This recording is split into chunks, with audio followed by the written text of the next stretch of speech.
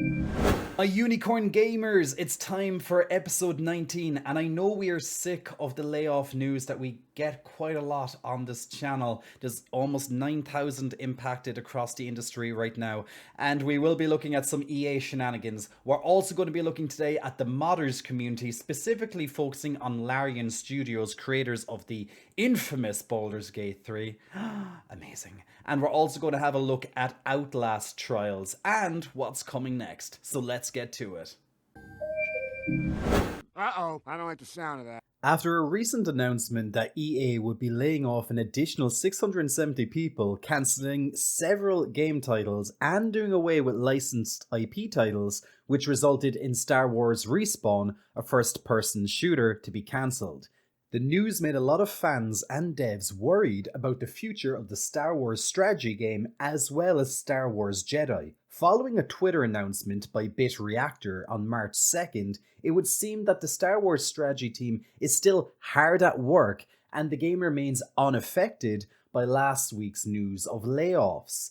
So while this is good news, everyone, it's not so good news for everyone at EA, with 670 employees to be laid off over the course of the first quarter of this year, meaning by the end of the month. Nor is this good news for the fans of EA licensed IP titles, as these will be phased out if not cancelled entirely, like Star Wars Respawn, which had only been recently revealed by EA. So what does that mean for Star Wars Jedi, asks you. Well, my young Padawan, not a damned thing, says I. While the move away from the licensed IP titles seems to include some Star Wars and Marvel titles, it will only include, for now, licensed IPs that are directly based on their movie or media source content. Since Star Wars Jedi is based outside of the Star Wars movie canon, all based around EA original characters that occur parallel to events in the movies and shows, unlike Star Wars Respawn, which was an FPS reported to take place during the events of the Mandalorian series, so it should be safe.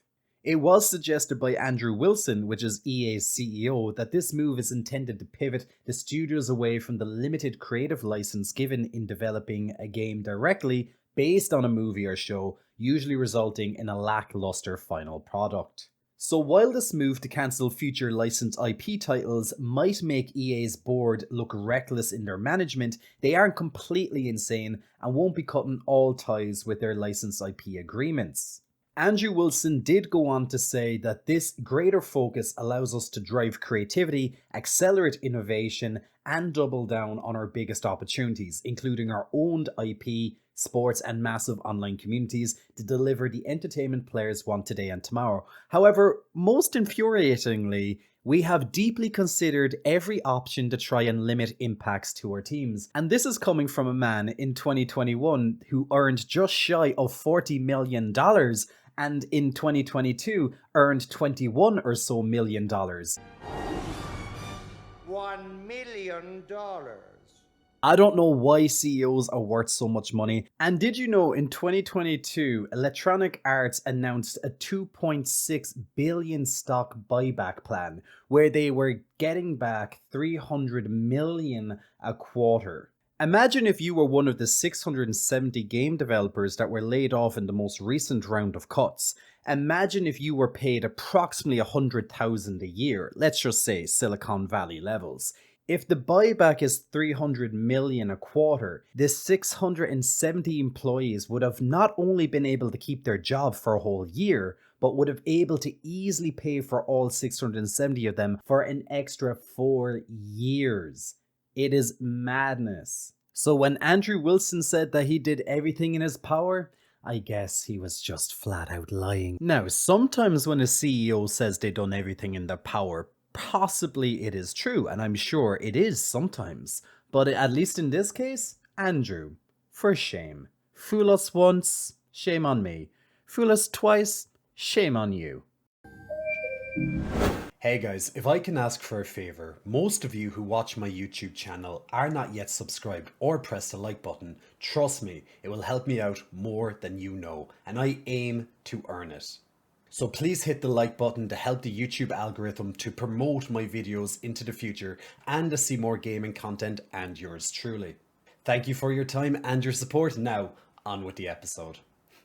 Larian Studios has asked fans to not send threats their way as they continue to work on mod support for Baldur's Gate 3. They have robust plans for modding support and have seen how great the modding community has been for not only Baldur's Gate 3, but also on their previous game, Divinity Original Sin 2. Absolutely fantastic game, guys. If you loved Baldur's Gate 3, please go and play Divinity. They're very similar in how they play out, but oh my god, CRPG, yes.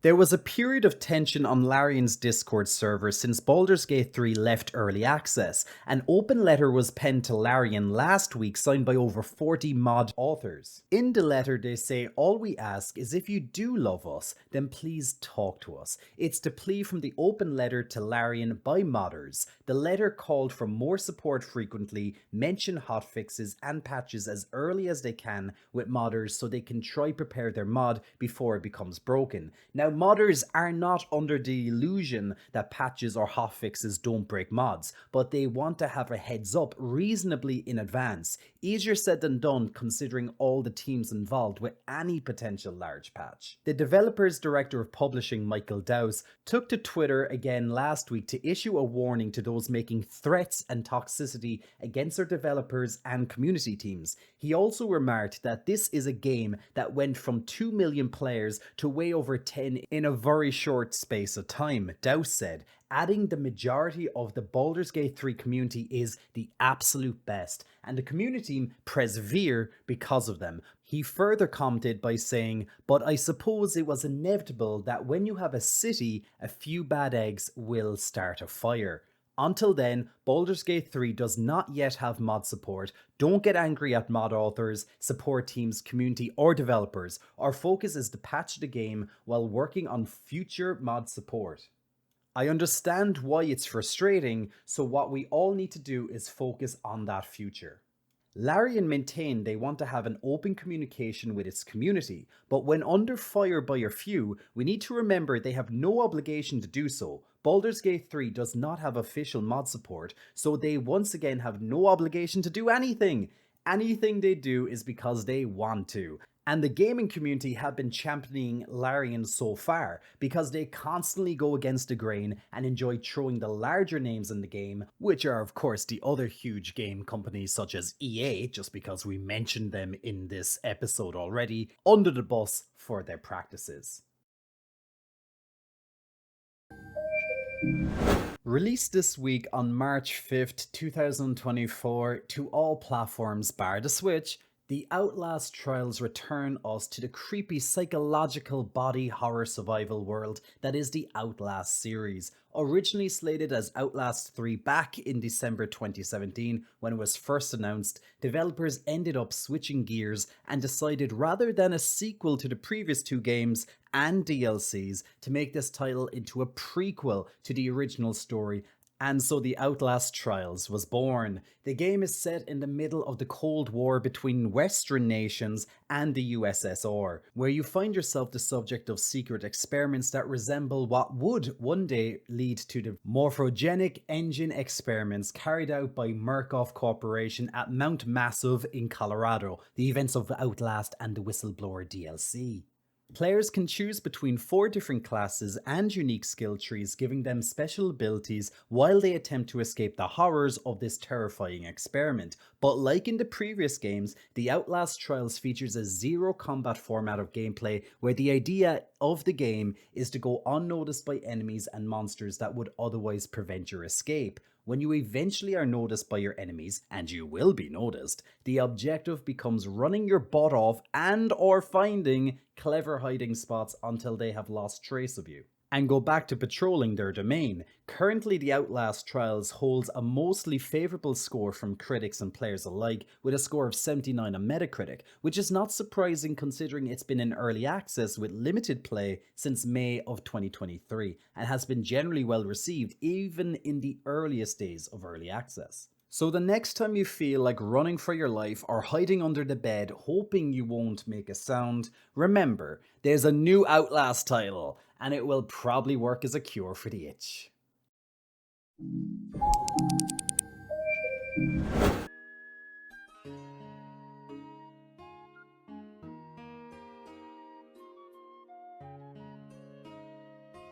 As Dusk Falls is a 2022 adventure game developed by Interior Night. It was originally released for PC and Xbox, but now coming to PlayStation 4 and 5. The game revolves around interactive storytelling, revolving around a narrative in a multi-generational story about two families whose trajectories collide in the Arizona desert in the late 90s. It has generally favourable reviews from critics, with them primarily focusing on the storytelling, voice work, art style, and the co-op mode, noting that the emotional impact the narrative choices that are offered to players. However, the game was criticised for clunky controls and climax of the story. Maybe they fixed some things in the PlayStation version? Ready to climax? You can do so now on PlayStation March 7th.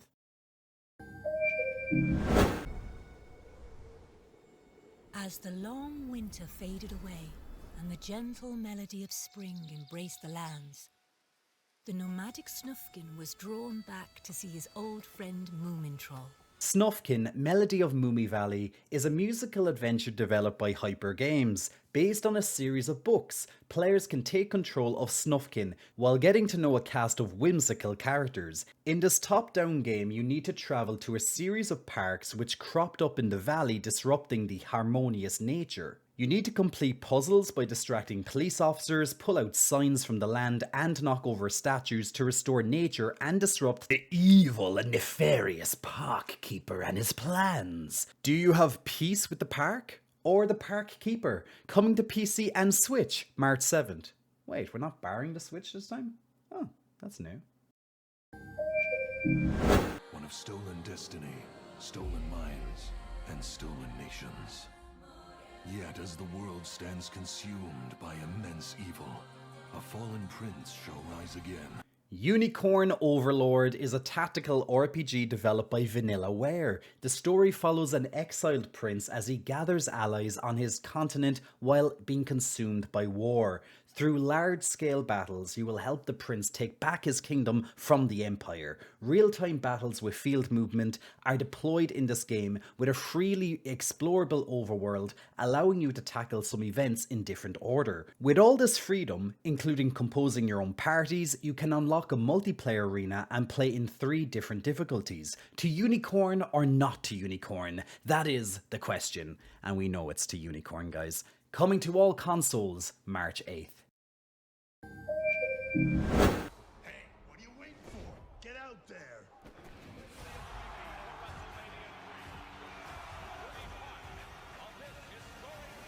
The next sporting WWE game is here with WWE 2K24, developed by Visual Concepts. This game marks the 10th installment under the WWE 2K name as part of the much larger WWE series, with it being the 24th title in total. The WrestleMania portion will feature with 5 playable superstars, marking the first time since WWE 2K14 that players can play through a WrestleMania showcase mode. My Rise, another mode, will feature 2 new storylines called Unleashed and Disputed. Are you ready to rumble?